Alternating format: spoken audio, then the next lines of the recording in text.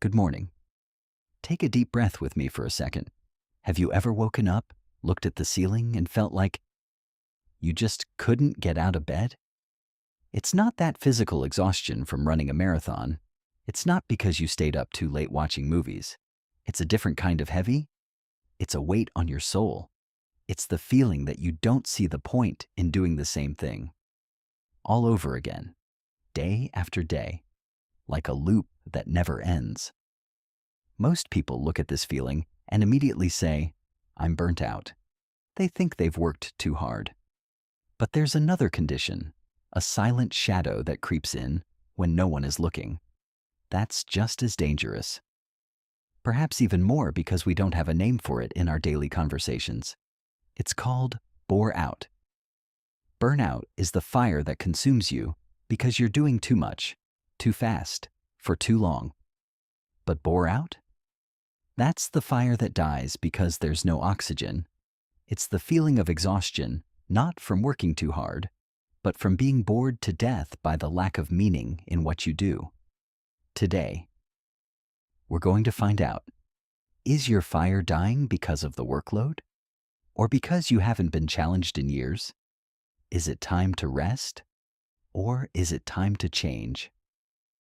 Let's look at the first monster, burnout. When you're burnt out, your body is screaming at you. You feel drained to the bone.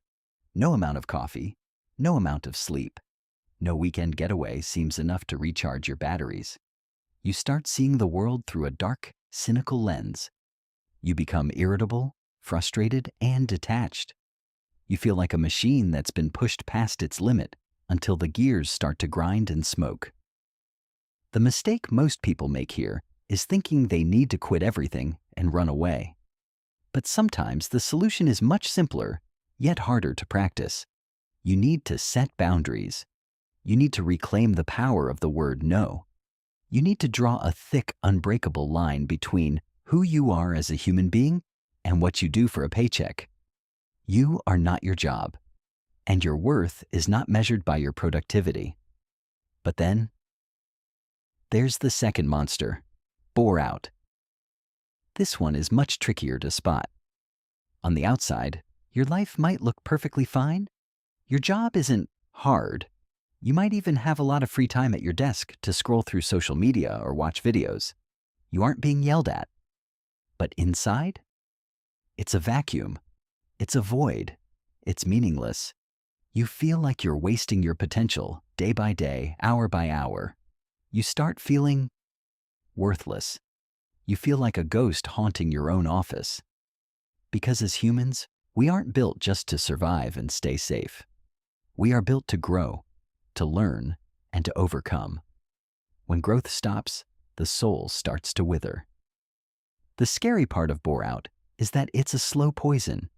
It consumes your confidence until you start believing that you aren't capable of doing anything else. You become a prisoner of your own comfort zone, a zone that offers safety but zero happiness, zero excitement, and zero life. Think about it this way. Imagine you are a high-performance sports car built for speed and precision. Burnout is like driving that car at 200 miles per hour for 10 days straight without stopping for gas, oil, or maintenance. Eventually, the engine explodes in a cloud of smoke. But bore out? That's like leaving that same high-performance car in a dusty, dark garage for 5 years. You never drive it. You never even start the engine. The tires go flat. The oil turns into sludge. The battery dies. The car is still safe in the garage, but it's failing its original purpose. It was meant to run. It was meant to feel the wind. You were meant to run. You were meant to be used for something that matters. If you feel bore out, the solution isn't rest. In fact, rest will actually make it worse because it gives you more time to think about how stuck you are. What you need is stimulation. You need a side project. You need something, anything, that makes you feel like a beginner again. Something that makes your heart beat a little faster because it scares you just a little bit.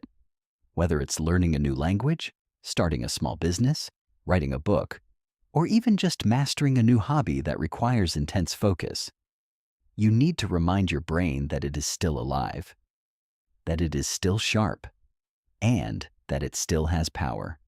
So, how do we start? How do we break the cycle today? The simplest way to reclaim your fire is to start small. Tiny, microscopic wins that belong only to you. You don't need top